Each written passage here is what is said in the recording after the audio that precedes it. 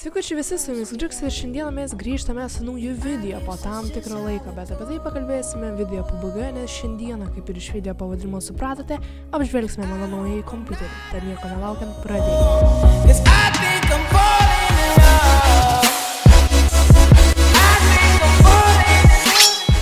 Kompiuterio priekyje matome jungimo bei restart mygtukus 1.2.0 USB jungti bei 3.0 USB jungti, taip pat ausinio ir mikrofonų jungtis. Kompiuterio gale yra DV ir HDMI jungtis, 4.2.0 USB jungtis, 2 3.0 jungtis bei be abejo jungtis ausiniam ir mikrofonui.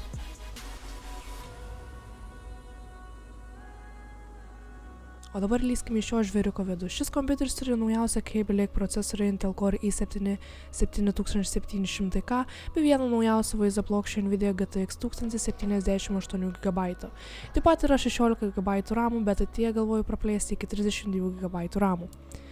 Taigi, kokia yra motininė ar kitaip, kaip sakoma, pagrindinė plokštė? Asus mūsų tiešai irgi nepaliko ir į šį kompiuterį įeina viena naujausia TUF Z270 Mark II pagrindinė plokštė. Atminties irgi pakaks ilgai, nes šiame kompiuteryje yra kietasis diskas turintis 2 TB bei SSD turintis 250 GB. O jeigu norite, galite praplėsti, nes dar yra 3 slotai, kur galite įsidėti savo kietuosius diskus. Nors ir atliekate didelius darbus, esate pajungę kelias programas, šis kompiuteris visada išliks tylus, nes yra įdėtas vienas naujausių Deep Cool aušinimas vandeniu fenų.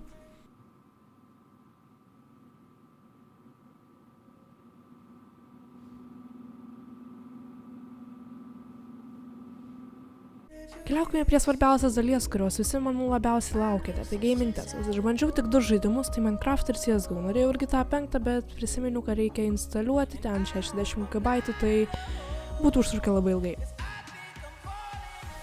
Esant Minecraft'o FPS buvo apie 900, bet pradedant filmuoti nukrenta iki 240 ar 100. Be abejo, FPS laikosi stabiliai, bet kadangi frapsai nemažai ėda, ką padarys?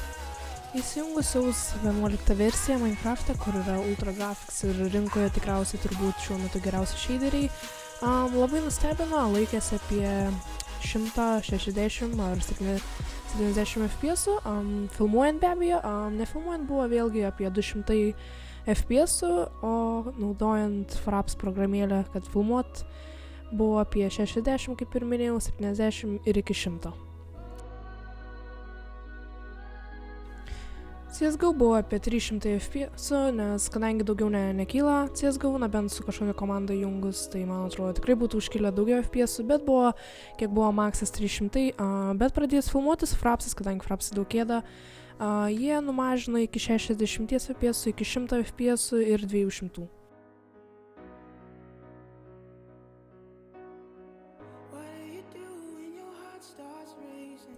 Taigi, kokia kompiuterio kaina? Lietuvoje varliai.lt puslapyje, būtent ten, kur aš pirkau šį kompiuterį, kaina siekia apie 1500 €.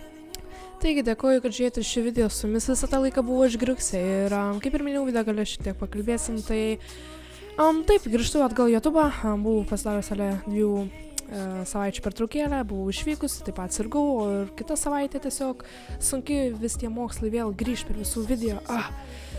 Kontroliniai, sprantat, ir dabar mes grįžtam, bus GTA 5 greitai, pasiekit mane Snapchat'ą, kurį matote dabar ant ekrano ir neprarasti jokio video ir iki kito susitikimo.